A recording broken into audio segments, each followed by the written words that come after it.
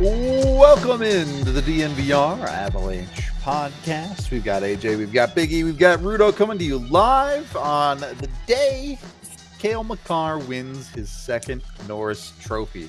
We were going to talk about RFAs. We're going to talk about contracts. We'll get to all of that, but a little bit of change, of course, is this morning. Cale Makar, I guess it's his fourth individual trophy. If you're counting the Conn Smythe and the Calder, this is his second Norris.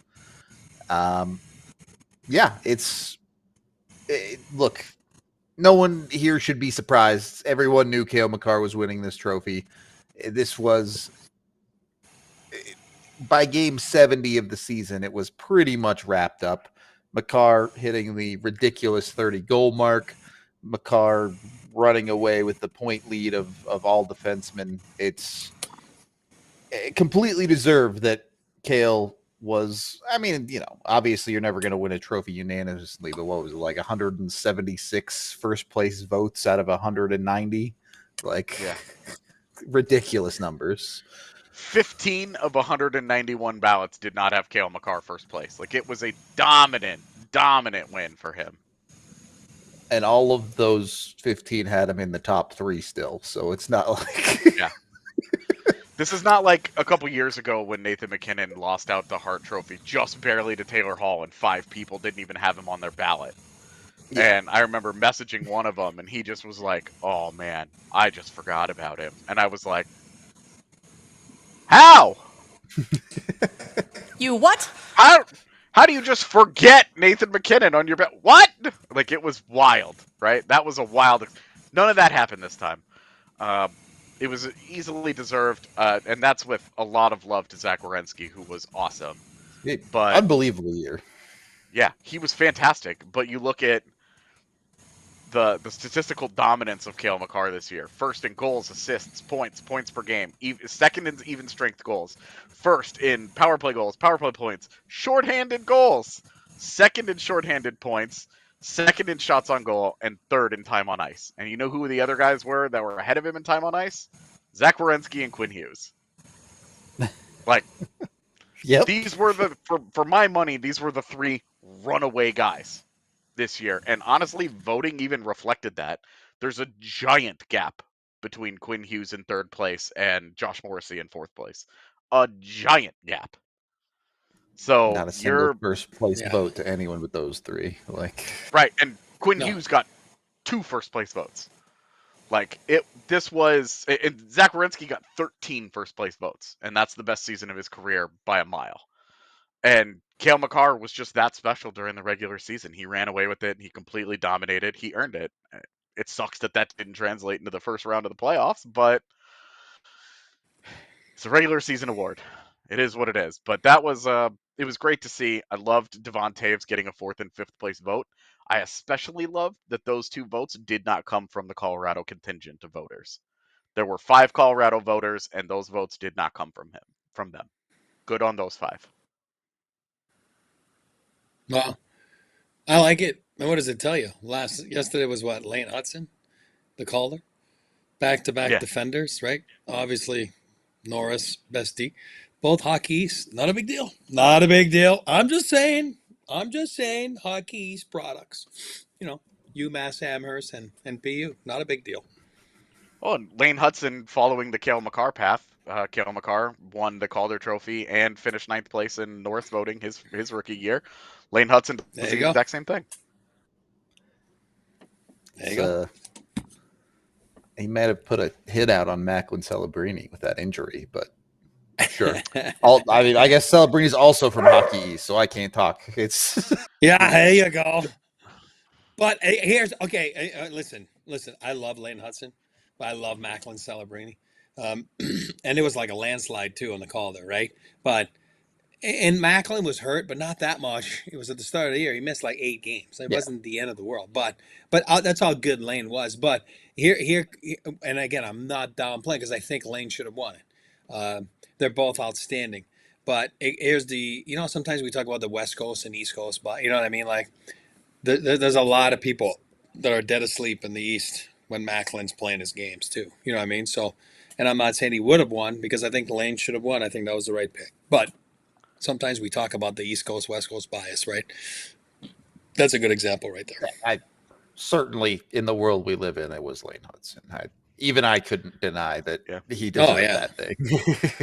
I was He was all awesome. on the Dustin Wolf should win it opinion, and then the last like 6 weeks of the season happened. He just went crazy. Yeah.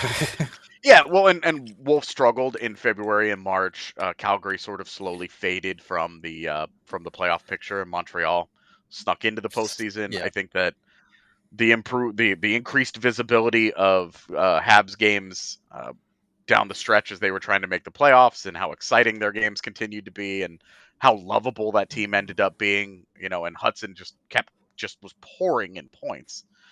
I think he really pulled away from the pack at the end, and that's what won it for him. But this is Lane Hudson's fantastic. Macklin Celebrini is going to be the best player in this class, but this class is insane. Yeah, like it's turning into a crazy one for sure. Matvei Michkov is a distant fourth place. Not even talking about him, and this guy could be a legitimate superstar, like a top 10 player in the NHL. And fourth place, we're not even talking about him. And I'm a year late on Dustin Wolf. I called it the year before. Remember, I said Dustin Wolf for Colorado. Yep. The year before, I was a year. Doesn't work in the American League. I didn't take that into consideration. That he needed to go to the AHL. And again, I say it all the time. Guys need to go to the AHL. So here you go, Dusty Wolf. That's a good proves my point. You know what I mean? Go own your craft and go work. And we're talking about Nabokov and guys like that are going to come over. Go play a year in the American League. Go learn the American ranks, and you know what I mean. Such different than overseas, and different style, and so yeah, get accustomed to it. So Dusty Wolf, good example. Yeah, it's pretty impressive. Not Hudson, but when you even look at this last year's draft, we had six, I guess 7 if you count Zeev in the playoffs. Players play the same year they were drafted, which is a pretty high number for an NHL draft. We rarely see that many play NHL games that quickly. Granted, a bunch of them are out. They played 1 or 2 games. You have a situation like Prishchapov in Colorado, but still, it's interesting to see the variance in NHL drafts, as you have some years where the draft class is an absolute banger. But even last year's draft, even when you look at someone like Macklin Celebrini, everyone knew he was going to play in the NHL right away, but there were a lot of people that were questioning how high his ceiling actually was at the NHL level, and he came out and was an absolute banger. So it might not rival some of the greatest draft classes out there, like 2003 and things like that, but the 2024 draft class is already shaping up. Yeah, sure. It's shaping up to be another really good one. So it'll be interesting. I don't know. I did want to give props to Cale Makar, and I want to ask you guys, a 30-goal season, pretty impressive. AJ, I know you and I have talked about, we truly believe Cale Makar has a 100-point season somewhere in the bag. Is this just the beginning of the peak? Yeah. I think that this is like the next 5 years is kind of like Cale Makar, world eater mode. Sure. And this was all a precursor to that, which good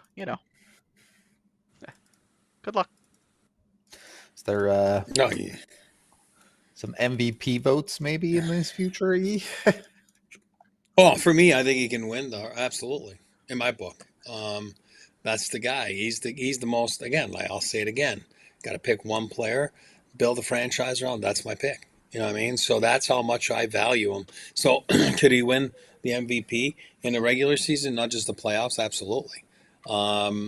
Now, do I think the experience he's gained the last 5-6 years, will come into effect? Yes, because you get better with time, right? You get better with time. This guy lives a clean life. He's married and he loves his Slurpees, and he's in good shape, right? You know what I mean? So there's no issues there. He's only going to get better. He's only going to, and I mean that. In this league, you need reps to get better. You can't duplicate reps. You can't invent them. You just got to live them. And he's been through a lot, from Stanley Cup, MVP to failures, to regular season, to injuries, to fighting through injuries. So I think the best is yet to come with him. And again, I'll say it again. I think when it's all said and done, he's above everybody else at his position when it's all said and done. Here's a stat that made me feel funny things. Cale Makar, all-time Avs history. Total points, 428th. 428, rather. Tied for 9th with Matt Duchene. All right. Cale, by the way, did it in 395 games. Matt Duchene did it in 586. So, And he's a forward. So there's a little bit of runway for him to pass Duchene there. Just about 200 games, no big deal. God. Well, that's crazy. Here's what I'll say about him. You know what I mean? Because I've a lot of people in chat or whatever, like they've never lived Ozo. You know what I mean? Like Sandis Ozolinch. You know what I mean? Which another all-time Avs great, honestly. But I'm not bagging on Ozo when I talk like this. You know what I mean? But Ozo offensively was Cale, but defensively, obviously, was not even close to Cale. You know what I mean? Ozo was a high-risk, high-reward player. If we were up by a goal or two, he'd be sitting at the end of the bench there, skate laces undone, and just wait and just, come on, guys, let's go. He wouldn't touch the ice. You know what I mean? So his time on ice was never a lot. You know what I mean? Because we're always ahead. So, you know what I mean? And Crow just didn't want to play him. He was too high risk, you know what I mean? And Sandis was a great human being. And when you're talking about talent, it was so fun to watch. And Cale is like that. But Cale is not, I would never say Cale's high risk, because if he takes the risk, he's the first guy. He's so smart that he's the first guy to undo his mistake. You know what I mean? It's very rare that it's like, pawn hockey out there, where Ozo's a little more pawn hockey, you know what I mean? Which was so fun to watch because the Avs needed that back then. They needed that wild card. Ozo was a wild card. I can't say that Cale's a wild card. He's not. He's just efficient. You know what I mean? He's just smart.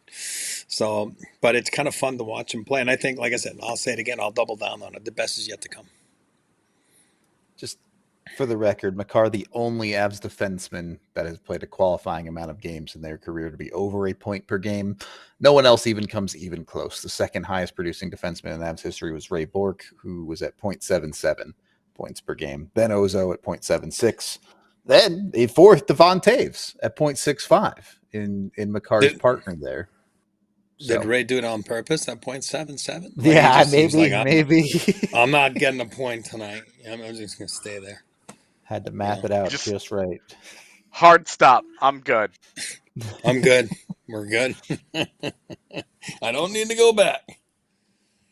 A question I've asked you guys. Taze, that's surprising. That's surprising, Taze, though. You know what I mean? That's all underrated because we don't think about him. You know what I mean? That's crazy. For a guy who got a couple of depth Norris votes for sure.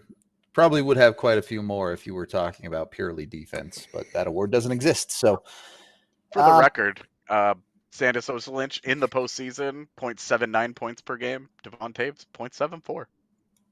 Pretty good. So, Devon Taves, somehow maybe still a little underrated, even though everybody recognizes that he's fantastic. A question I've asked you before, one that I don't know if I can make a counter argument for anymore. Cale Makar retired tomorrow. Is he a Hall of Famer? Yeah. Oh, yeah. Yeah. Because, again, it's not the NHL Hall of Fame, it's the Hockey Hall of Fame. And you throw in the Hobie Baker, he's just, his accomplishments are so significant, even already, that he would have to be in the Hall of Fame tomorrow. Yep. Oh, yeah. Fair question.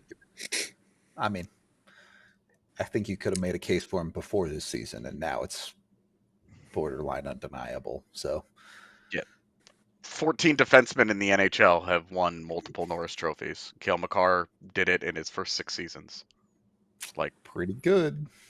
You give this guy another 10 years, and he could have 5 or 6 Norris trophies. Oh, yeah. So what you I like guys are saying is Cale Makar in the Hall of Fame. You should take it to the bank. Let's pay our bills. Like If it. you're looking for a bank that plays at your pace, whether you're tailgating, grabbing halftime snacks, or catching the game from the couch, First Bank is in your corner.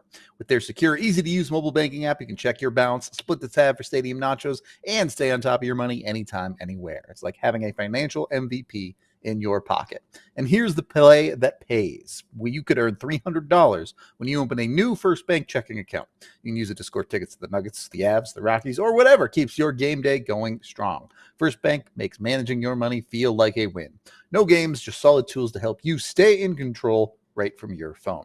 So if you're ready to take your banking game to the next level, head to efirstbank.com/bonus. That's efirstbank.com/bonus. Of course, certain restrictions and requirements apply. Member FDIC. And once you set yourself up with First Bank, you got yourself $300 bonus dollars. You can head on over to make sure you're smelling right, feeling right, looking right with Mando.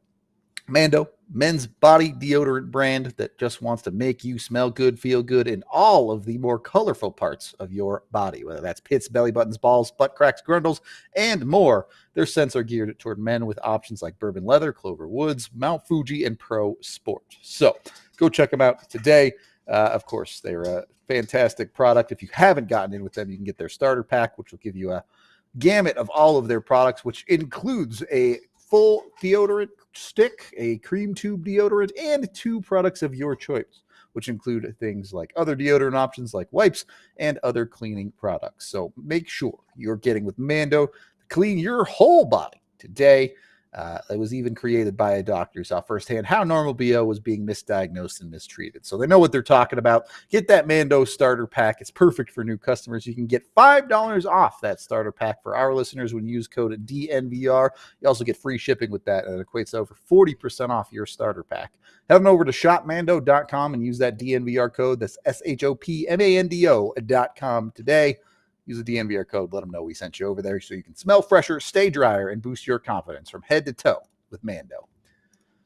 Second period of the DNVR Avalanche podcast. I want to transition here, and Cale Makar isn't the greatest transition because when you have a player like Cale Makar, the contract negotiation is, what do you want, Cale?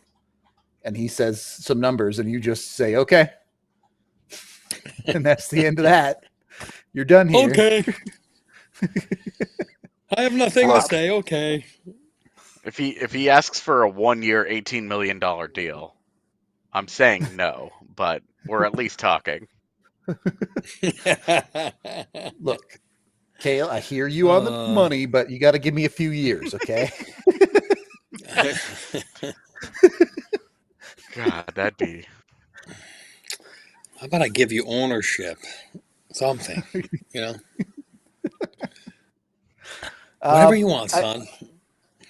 I do want to transition to that conversation, though, because when you aren't talking to Cale Makar, contract negotiations are an important part of building a hockey team. And how you put together a successful team is, you can overpay some players. You got to find value in some places, too.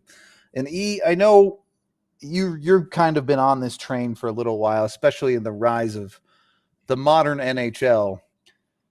One of the ways teams have found value in maybe getting a few cheaper dollars, getting maybe that extra year or one less year, whatever they're looking for, they give a player a no move or a no trade clause, and maybe it's partial, maybe it's full, maybe it's only part of the contract, however it works.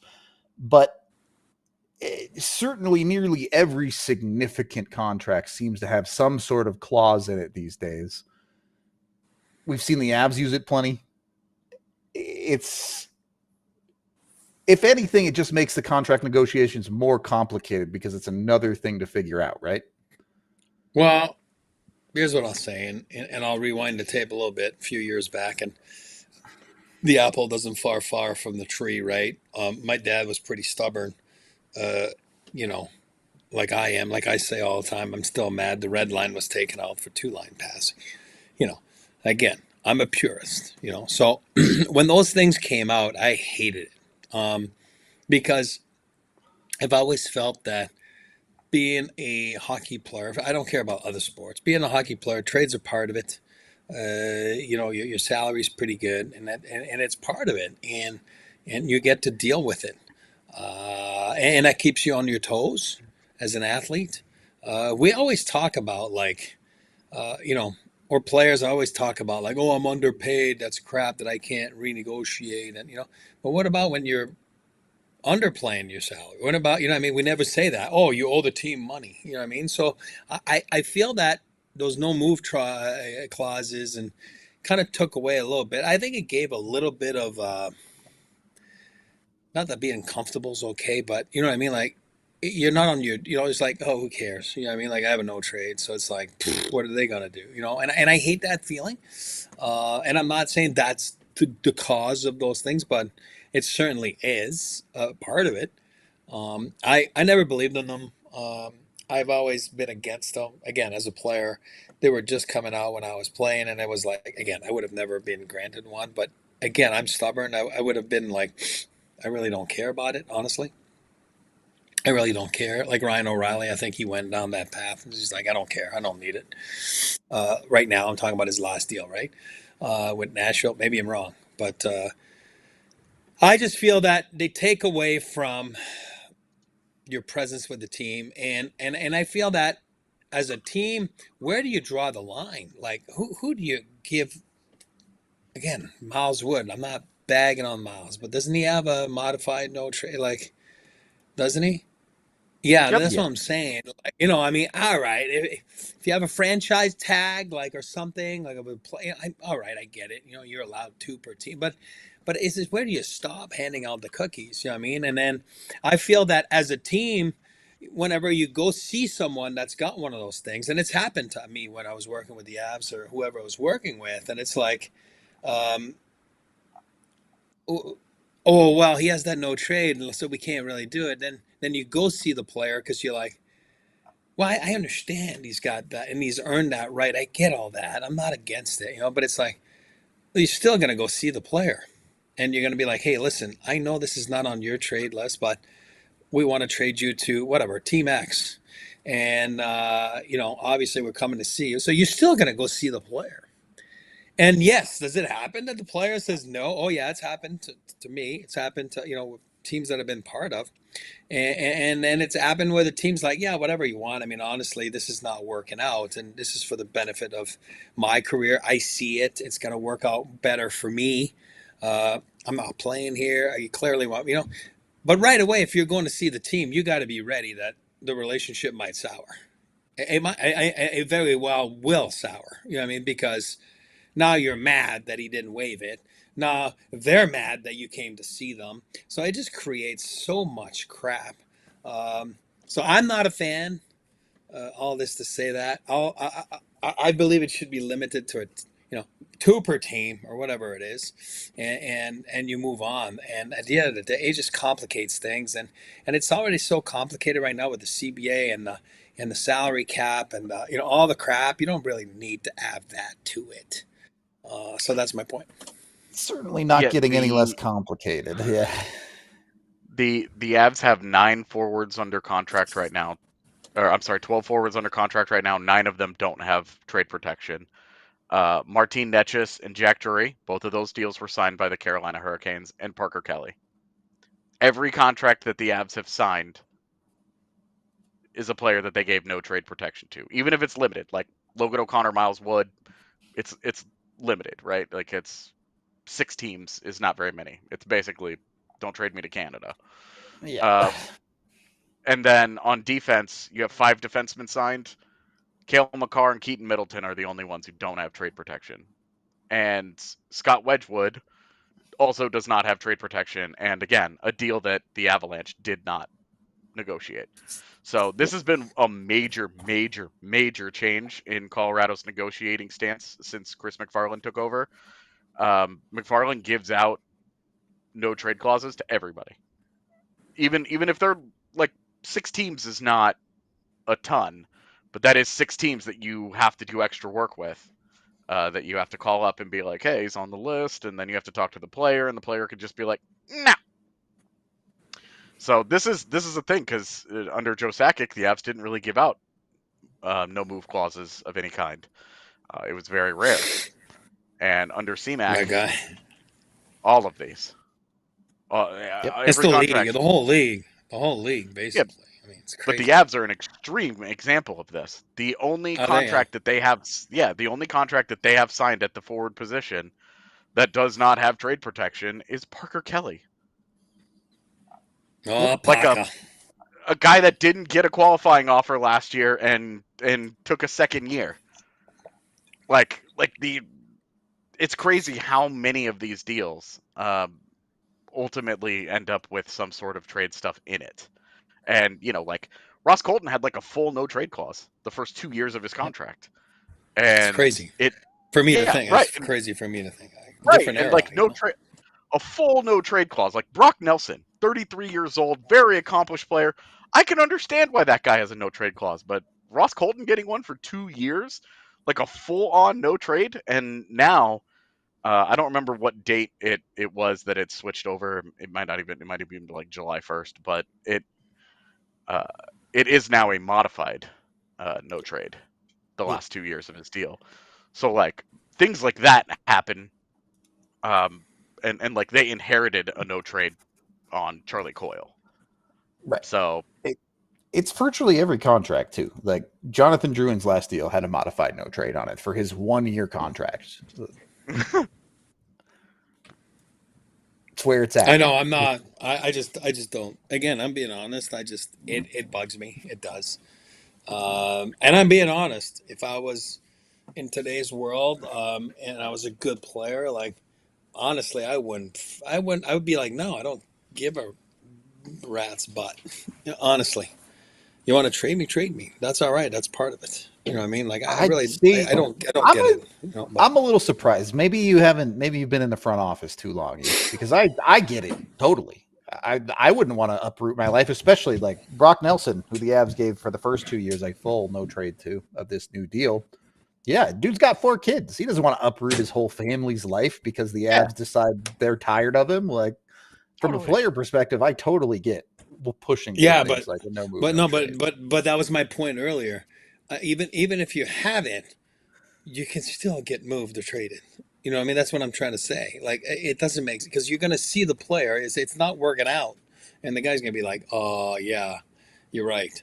You know what I mean? So they don't make sense for me. I mean that's the power of the no trade though, and like I get it. Like I know you said you can ruin the relationship maybe, but if the player wants to go, he can just say sure. I'll waive it. Like it gives just more power to the players in these contract deals now. It does. You could absolutely argue that teams like the Avs should use them less, and it makes their life harder. But I don't know. I side with the players. Power to the players isn't a bad thing. It's just like looking at this through an Avalanche lens. They got crazy, dude. They need to tone this down just a touch. Stop giving these things out. Like we're gonna. Jack Drury's going to sign his next contract next summer. It's going to be for 5 years. He's going to have trade protection in it. And it's like, stop. Yeah, I know what I'm saying. I'm like, where do you draw the line? Like, and I love those your guys. Entire fourth line is going to have trade protection, man. Stop. I don't like it. Right. If they give trade protection to Sam Malinsky in his next deal, then you really know it's gone too far. Nothing against Sam Malinsky, but that dude's about to sign a bridge deal into UFA, so yeah, exactly. Well, we're not even allowed to. Not even allowed to what? Give him the trade protection. You can't. You could give him it in the second year. Yeah, like you're not allowed during RFA years to give trade protection, which is why it's weird with Cale Makar, because you're like, he didn't even get that on the back end. Like Sam Girard got trade protection at the end of his contract. Cale Makar did it? I feel like because when you're that's Cale why we get Makar, along. You're like, you're not going to trade me, right? Like, Cale Makar's like, I'm not worried about this. See, me, Cale Makar, same thinking. See, same type of players, same thing. Same skill level, skill level for sure. We're good. I don't need it. That's why I like Cale. I do want to talk more contracts, but we do have to pay a few more bills here. So let's make sure we're hitting that and not being, out of business. As when you're building a contract, you got to start with the base. You got to start with the floor, you might say. And if you need new floors, that's where Empire Today comes in for you. Of course, Empire Today, the best in the business. You can jump in with them. They're the flooring experts that bring the showroom right to your home. Whether it's online, you can use their online tools, measure out your space and see what floors look like in that area. Or you can have someone come out to your house, bring in floor swatches. You can see actually the floor in your space with your furniture, all of that good stuff. And they only carry the best products, whether it be hardwood, tile, or carpet. They have the floors for you. You can even do it in store, I guess, if you want. I don't know. I'm not a person that goes out. I stay at home or I stay at my place of work and I do my stuff there. So make sure you're getting with Empire Today. You can schedule that free in-home estimate because some things are just better at home. And DNVR listeners can get a $350 discount when using that DNVR promo code. Yep, you heard that right. It's a $350 discount on your new floors with code DNVR with Empire Today. Of course, restrictions apply, and you can visit empiretoday.com/DNVR for full details, or you can call 1-800-588-2300 Empire. Once you've got your new floors, you might also want to do stuff outside of the house. Not everyone's a homebody like me, and that's why you need a Toyota. Toyota, the official vehicle of the DNVR Avalanche podcast and all of DNVR, and even the Colorado Avalanche. So jump in with them. They have a vehicle for everybody, whether it be a truck, which has been part of Toyota's DNA for forever. They have built durable legends, tested and destined for greatness and perfect for Colorado, going off-roading, hauling, whatever it might be. Of course, they also have SUVs like the 2024 Land Cruiser. They have 17 different models available in all-wheel or four-wheel drive. They've got the 4Runner. They've got the RAV4, whatever it might be. They've got you there. They have the most low or zero emission vehicles combined, more than any other automaker out there. It includes 16 different hybrid vehicles to choose from. They even have trucks in hybrid. So get with Toyota today. Visit your Front Range Toyota stores, including AutoNation Toyota, Rapid, Centennial, Corbin Toyota, Boulder, Groove Toyota, Littleton, Mountain States Toyota, Denver, Stevenson Toyota in Aurora, and Stevenson Toyota West in Lakewood. Again, Toyota is the official vehicle of DNVR. Toyota, let's go places. Third period of the DNVR Avalanche podcast.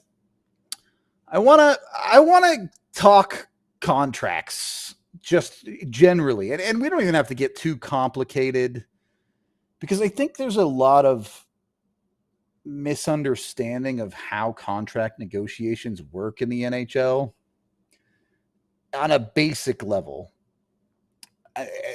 Take the Brock Nelson deal, for example. There are a lot of people out there that were shocked that the Avs paid so much to get Brock Nelson for such a short amount of time. But I think there's a decent amount of misunderstanding that a shorter contract when it comes to a UFA player actually makes the contract more expensive in a lot of cases, especially for an older one that might be looking for more term. You can make a player whole by giving them more money for a shorter term deal than giving them the security of a longer term deal for a cheaper AAV. And obviously there are a ton of factors that go into things like this, but on a basic level, when it comes to contracts, and I'm sure you can talk to this, you've been on pretty much all sides of contract negotiations throughout your career. Ultimately, it comes down to what the player and the team are looking for, but there are some basic jumping off points for contracts, right? Whether it be a player wants a certain amount of term, a player is looking for a certain amount of money. How do you build that contract when it comes to these negotiations? How complicated is it in reality?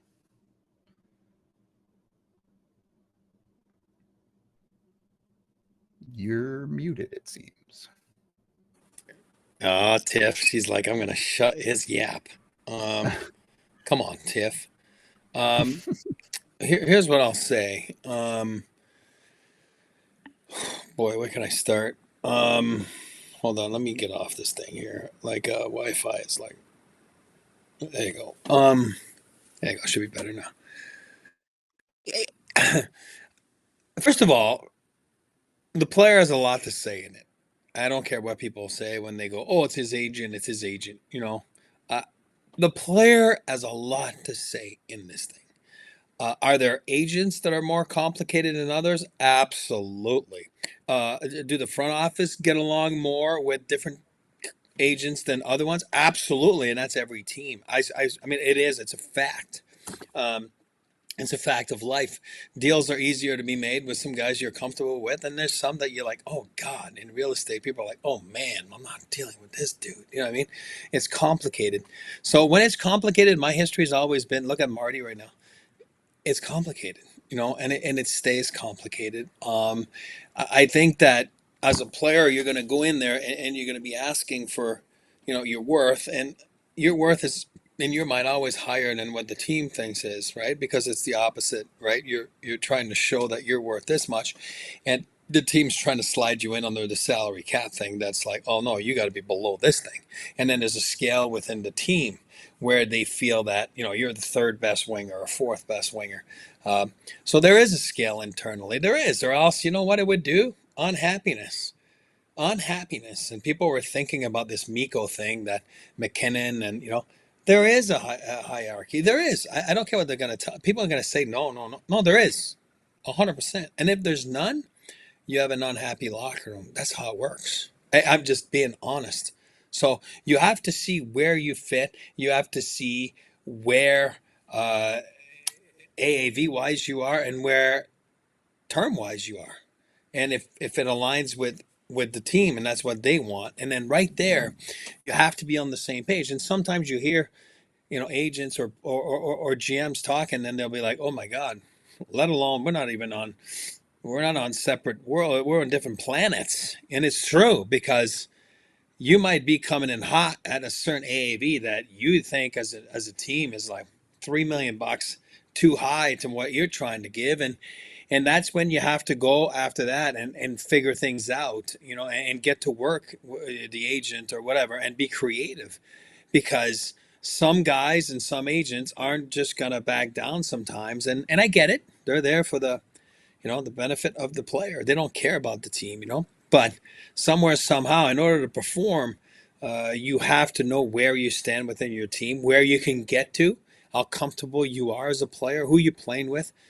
We talked about it yesterday about the state tax and all that stuff. Like, at the end of the day, it's you trust your organization, your coaches, your teammates, and that's what makes you play better. Then that's very important. So sometimes no dollar amount equals to that, or the difference is just so small that it doesn't really matter. So I think it's important that you're, where you stand, where you fit, and then you tell them that's what you want. You want term, you want a bridge deal, you want this. Everybody wants an 8-year deal, right? We talked about that, Zegras. I want an 8-year deal too, but then the team's like, no, we don't trust you yet. So there's levels to get. RFA, UFA. You can't compare. Oh, they gave Brock Nelson 7.5, and look, they won't give Malinsky more than $1 million. That's again, you got to compare apples to apples. You can't compare an RFA to a UFA, because it's totally different rights and negotiations. Yeah, I don't think we need to talk about RFAs too much. The short version of RFAs is they basically have no bargaining power at all. Nope. If you've been an RFA that's been in the league for a little while, you have arbitration rights, which you can initiate. Very, very rarely does any case actually go to arbitration, because it essentially burns the relationship, like he was talking about with things like no trades and stuff too. So there's not a whole lot there with RFAs. When you start getting into buying UFA years, that's when you start to see contracts really spike in price. When you have to compete on the market, when you're buying prime years of a player, you see prices go up a ton. But things get interesting, because you're trying to buy prime years of a player. You often see long-term contracts. Teams try to find value with what Tampa Bay does all the time, where they throw out 6, 7, 8-year deals. But that only really functions when you're talking about players that are either at the end of their RFA years or just hitting UFA, and these long contracts take them to their mid-30s usually. And then you have guys that are getting that second or maybe their first big UFA contract if they signed a long-term deal in RFA, where you have the conversation becomes maybe not less about the money. Obviously, the money is still important, but the term conversation comes into play a whole lot more for these guys. And I guess the question I want to ask here is, What do you think is a bigger risk, just in general? I know it's hard to quantify because every situation is different, but when you see contracts, are you more concerned about contracts that are overpays or over terms? Oh, that's really team dependent. That's really team dependent because, like, right now, I don't care much about term for the Avalanche. They could have given Brock Nelson 5 years, but the trade-off would have had to have been he needs to be making 5.5 million. Yeah. Yeah, like there had to be a trade-off. That's the trade-off that you go with. Um, I think that it's there has to be like a delicate balance because the Avs giving Miles Wood a 6-year deal, you and I were horrified by that, especially because it came in at 2.5, which would have been a fine number on a 4-year deal. But a 6-year deal at 2.5 felt like a punch to the face. Logan O'Connor getting the exact same deal felt very different because that's one of your guys. You know, that's like a core guy for you. Of he embodies everything that you want out of your culture. Your staff trusts him.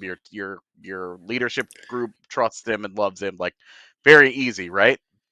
But I do think that you have to be very careful about paying depth guys. Those are the most cost efficient positions in the league to be able to find and churn guys in and out. You know, Jack Drury is going to be a really interesting example of this next summer. If he were to take a contract extension at the same exact number, 1.725 million, I'm fine with that for a 4C. But if he asks for 2.5 million next summer, It's tough. that's It's tough. Yeah. tougher. That's a lot harder because that difference there, that $800,000 difference, that's Parker Kelly's salary. And you find Parker Kelly's are available every single year. The depth guys who are young and do not get qualifying offers from teams. Parker Kelly might have had an offer in free agency last year for $1 million, but only on a 1-year deal. The Avs gave him a 2-year deal. He took the $825K. All right. Yep. So and now the Avs are set to benefit greatly from that, while Kelly's now put himself into a really good position to get that to get a new deal next year. But they have to be able to constantly find cost efficient guys. And doing it in your bottom 6 and at the bottom of your defense is the easiest place to do that. And backup goaltender, if we're being honest here. And you have to. Part of the reason that the Avs are in the position that they're in right now is that the bottom of their lineup isn't cost efficient. You know, Charlie It's Coyle is one of the league's most expensive wildly third line overpaid. center, Yeah. if not the most expensive. I guess I haven't looked at the 3C depth chart around the league, but there's a decent chance he's the most expensive 3C in the league. That's not cost efficiency. Jack Drury at 1.725 as a 4C is a little pricey for that spot, but you know, Miles Wood, Logan O'Connor, $2.5 million, like you're starting to push it a little bit, even though you love LOC.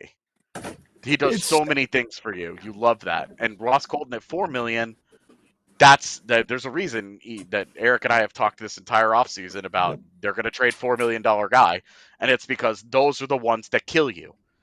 And so you want to be careful. I've said for years that the $3 to $5 million guys are the ones that hurt your cap the most. And I'm, you know, a little bit of give here and there, but those are the ones that you really make the mistakes with, or you end up with Arturi Lehkonen, who is he a $4.5 million player? No, he's more like a $6.5 million player. That guy rocks everything that he does for you. So you're getting great cost efficiency out of that. I think. Yeah, go ahead. Sorry. I think Wood and Logan O'Connor and, you know, someone like a Ross Colton are perfect examples of different things to be wary of. Look, especially when you talk about depth players, if you get the best version of Miles Wood or Logan O'Connor, they're worth $2.5 million. That's not a hard conversation to have. But you sign them to 6-year deals. Miles Wood, conversation speaks for itself. It has not worked out, whether that be injury or fit or whatever you want to talk about. But even someone like Logan O'Connor, who has been great in Colorado, had unbelievably good playoffs. Everyone loves him here, deservedly so. He's the mayor of Denver. We also have 5 years left on this deal, and it's his second offseason in a row with this deal that he's had a hip surgery, and you start to wonder about how that body holds up through the rest of this contract.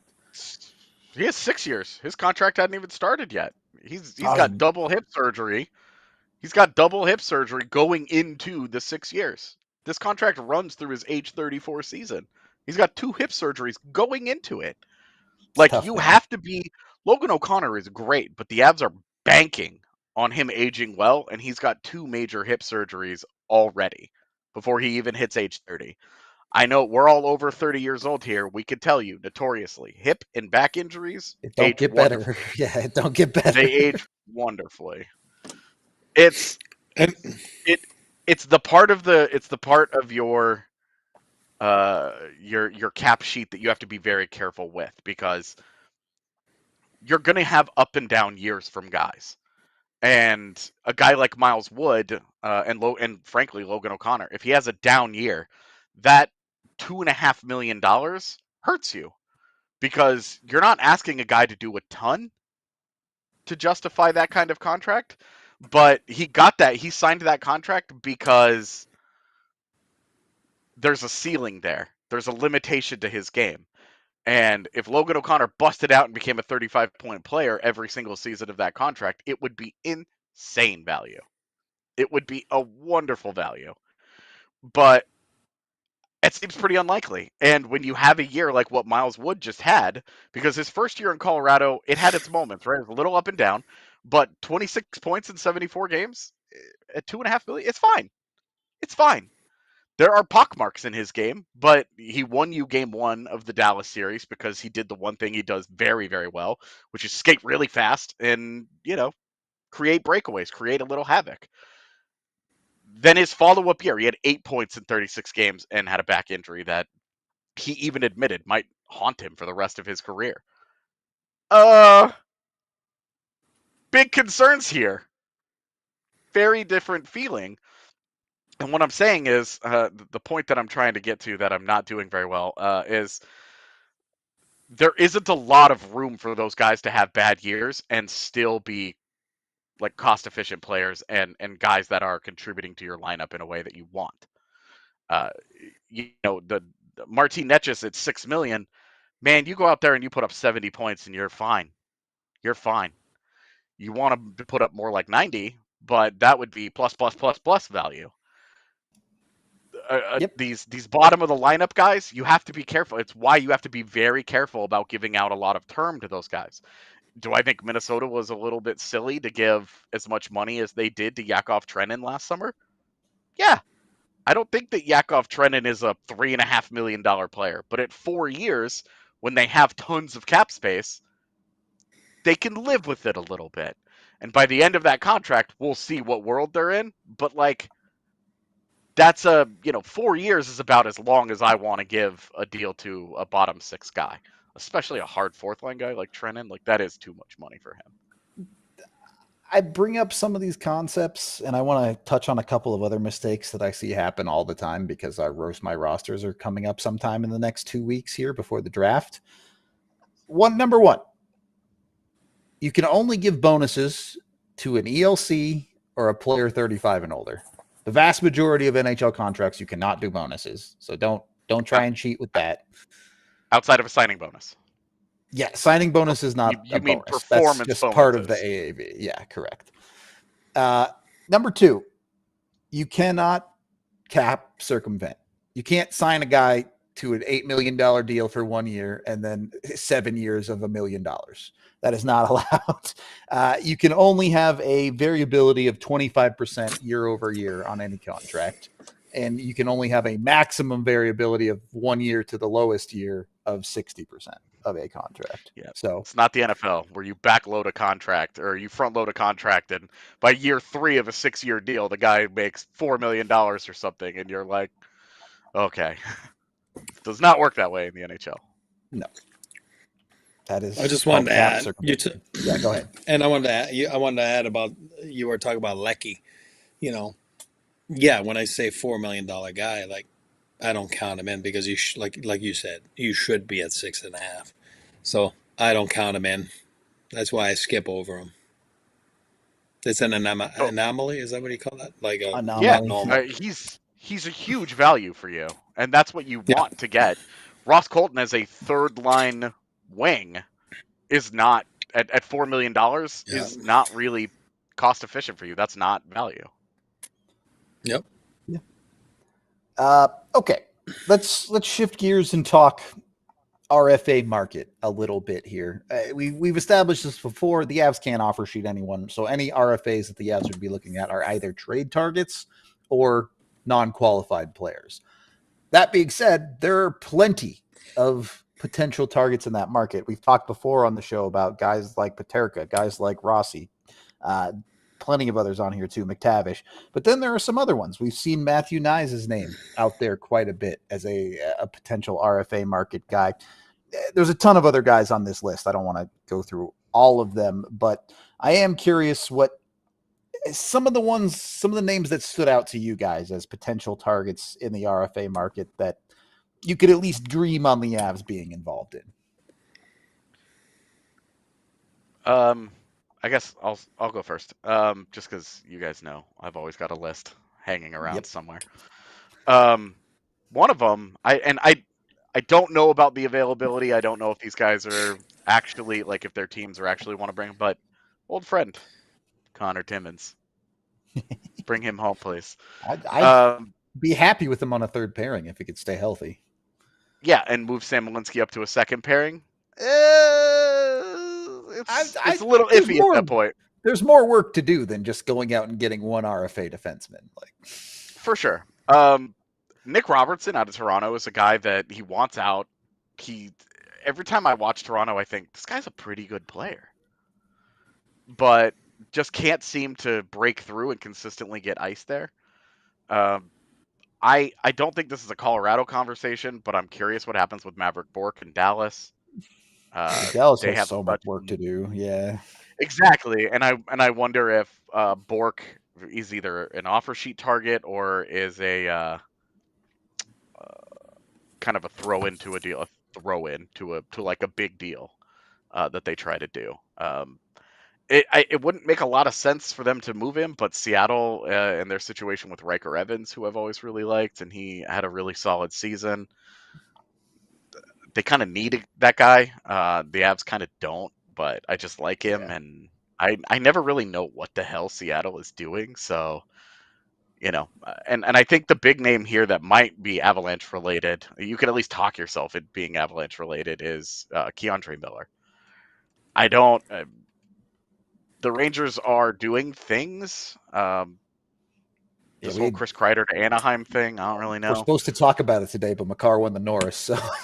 Yeah, well, and then we want to talk about the Calder for 10 minutes. Like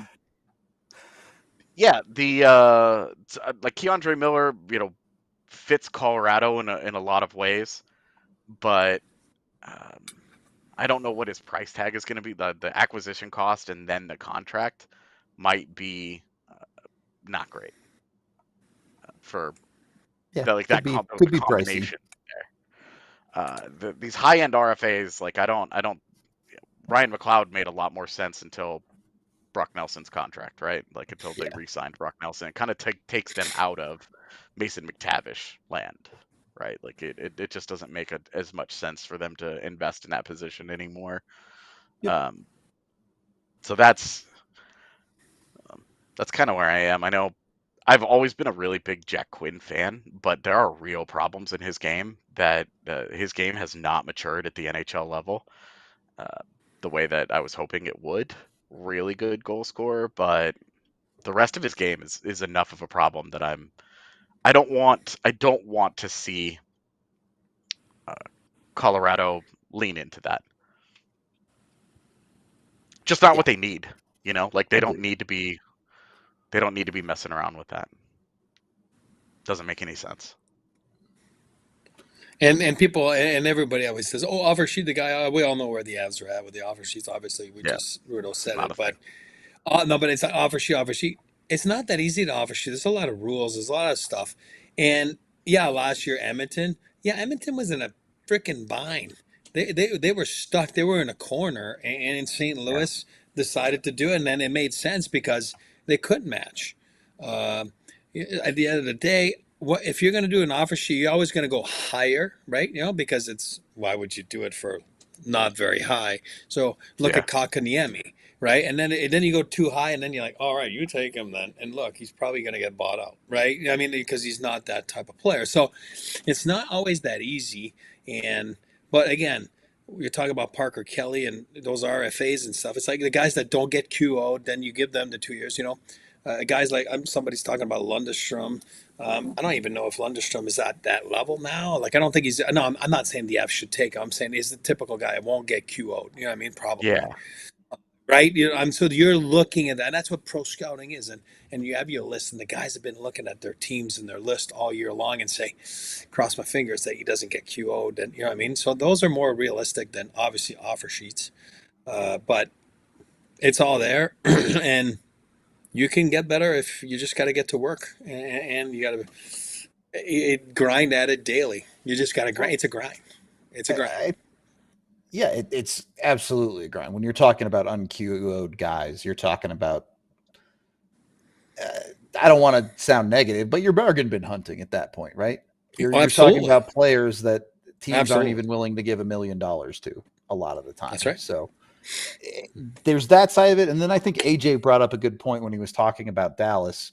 The reality of when you're hunting for RFAs and trying to be the buzzard, I guess, you're picking on corpses of teams that don't have a ton of cap space and have work to do this offseason. Dallas is an example of that. The Rangers are another great example of that. They have a bunch of RFAs to go through this offseason. You mentioned Miller already. They also have Arthur Kaliev, who I love, by the way. I think he'd be a great replacement for Kiviranta, but nowhere near the defensive and effort acumen of Jared Bednar. Probably hate him, but I love him. Super different guys. Arthur Kaliev might be able to score consistently the way Kiviranta did this year, though.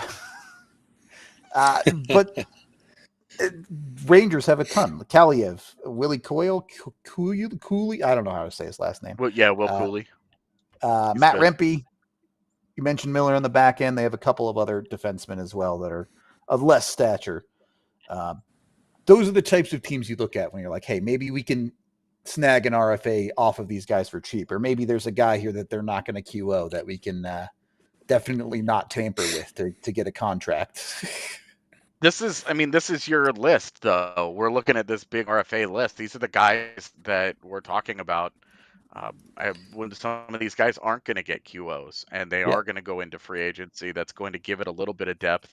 Guys that haven't worked out. I mean, I think he'll get a QO, but you do look at a guy like Nick Hague. Sure. Does not have a job in Vegas and is coming off of an expensive enough contract that, the Golden Knights, what are they trying to do with they've got a lot of work to do themselves. They want Mitch Marner. Especially with this. Right. And Mitch Marner is going to eat into a lot of the cap space that they're creating by kneecapping Alex Pietrangelo outside the stadium. So they have, they've got a lot of work to do, but Nick Hague is like that perfect guy that's like right in the middle of, this is a guy that's been playing consistently in the NHL, but is now no longer cost efficient for the player that he is. He's probably going to get cut loose or traded for something. Would that be a guy that would make sense on Colorado's back end to try and circle around and get it?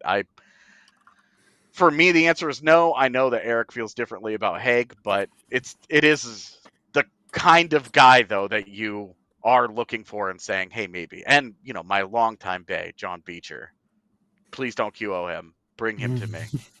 Bring him to LOC is out for the first several months of the year. Bring me John Beecher. I'd rather have Alexander Holtz. Thanks. What? That's an insane thing to say. We're fighting. That's fine. Hey, we can be fighting. That's fine. I'm not even going to argue you on Hague because I don't feel like it today, but when he becomes an app, we'll have to argue.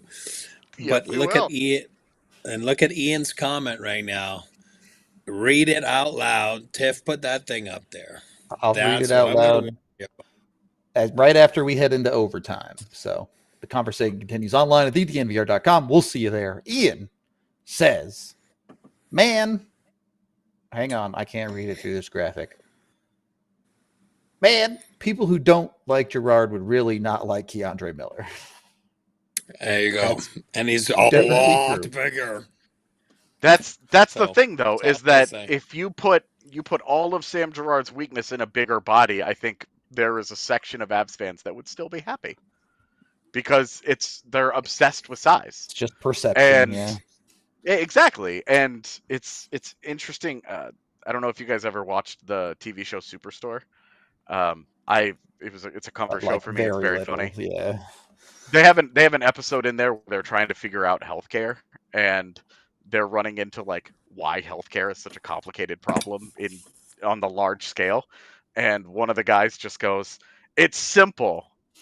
Okay, you don't exclude anybody, you cover everything, and you make it affordable. Like it's that simple, right? Like, oh, healthcare, done, solved." That's kind of what people want from defensemen in the NHL. Make him big, make him physical, and make him good with the puck. Oh, okay. Like Cool. there's a lot of those hanging around.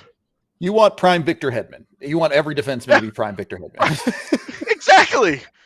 You want 6 Victor Hedmans. All right.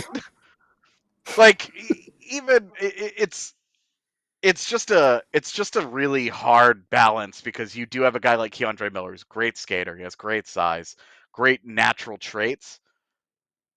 Struggles with some of the areas of the game and has struggled to develop parts of his game. I think getting him out of New York would help, but you're going to have to invest a lot to find out. And I think that's the scary part of going and getting a guy like Keandre Miller is. And one reason why the Avs have been content to continue to run it back with Sam Girard and Josh Manson is sometimes what you have, it's just an easier option because the pros and cons there, and the grass isn't always greener. And this is like my favorite phrase this summer, but it's not always more cost efficient. And the teams the teams that have those really good defenders aren't often looking to move them, so the ones that are available for a reason. So, just using this most recent example, Nick Hague, big reason, he had a really down year, probably the worst of his career so far. That's why he would be available. And you're banking on there being a bounce back there, that guy, his game elevates back to previous levels. He's young enough that you could buy into that, but like that's your concern. And that's where you have to trust your scouting staff, right? He did literally that job for years. You have to know your guys, and you have to believe in your scouting staff to pick the right guys that can bounce back. For sure. Chat brings up Nick Perbix as well, and we had him really high on our free agent list because, again, that guy checks some boxes. He's huge. He's 6'4", 210, and right-handed, but he doesn't really do the defensive things that you like when he plays after. Like more like 6 foot 190. Yeah. I don't even know if he plays like that. Sure. Like I know, like he doesn't block a ton of shots. He doesn't hit very much. Like great physical traits. The underlyings for that guy are incredible, but like there's it's a hard balance to walk where they need to be meaner, they need to be tougher, they need to be better, and then you end up with the Toronto Maple Leafs defense that can't move a puck because they leaned all the way into it and said, all right, well, we're mean and we're tough and we're pretty good at defending, but the puck is always in our end because none of our defensemen have puck skill. Hey, Morgan Riley has a little. His puck skill's overrated at this point because the things that you want modern day defenders to do, his game has kind of declined in some of those areas. Yes, it has. But compared to the rest of that defense, he was their puck mover. That's the problem, though, is that they've been like, all right, we have a puck mover. We're going to put 5 grenade launchers around this guy. And naturally, that blew up in their face. So that's where that's a situation. You want to look like, would a Sam Girard for Jake McCabe swap be a realistic thing? Like, I mean, I personally love Jake McCabe, but I do too. But like, what about like Sam Girard for a Brandon Carlo? You're talking like you're moving some stuff around here. They would fill a Sure. need. You would fill a need. Both defenses would get a little more balanced. Neither one of them would really get like major cap savings in those deals, but like something like that would make more sense than, hey, we're going to trade Sam Girard for picks. Yeah, And then if you're trading Sam figure it Girard for out. picks, you're flipping those picks for something. I guess there's Yeah, only 2 there you years go. left on Carlo's deal. It's nowhere near as bad as I thought it was. You Yeah, gotta Carlo flip. wouldn't You be a gotta horrible flip the idea. pick. You gotta flip Yeah. the picks. Yeah. Yep. Yeah, I mean, Sam Girard for Mason Lohrei, that'd be great. But Mason Lohrei is going to be one of those guys. Boston's not even considering it. That guy was untouchable at the deadline. They wouldn't even take a call on him. It was a no, sir. That's not going to change. Like, those are the RFAs. Nothing's happening with those guys. Those guys, like Mason Lohrei is like, okay, we're going to give this guy a long-term deal because we believe. We know that this guy rocks, and we're going to give him 6 years. It's the problem with doing RFAs this early. I wanted to do it just because people are talking about it, but you go look at the RFA list, and 75% of those guys are just going to sign and then be with their teams. And the ones that don't are going to be at the bottom of that list. The POJs, the Alexander Holtz, where you're like, I'm not even sure if this guy's good, and that's why they don't get QOs. Alexander Holtz is not good. I still want him, but he's not good. He was rough. It was rough for him in Vegas. Yep.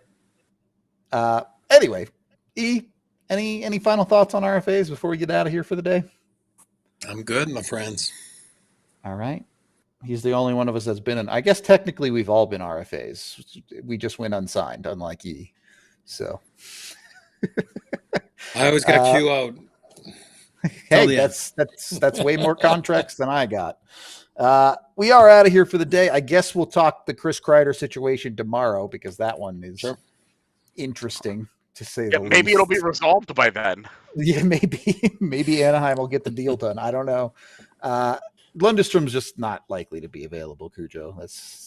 I don't see him as an op. Maybe if you're trading, but that's a complicated situation. Anyway, we're out of here for today. We appreciate you. That's it. I don't got nothing else. This has been the DNVR Avalanche Podcast. We'll see you tomorrow. We all silly like the mayor.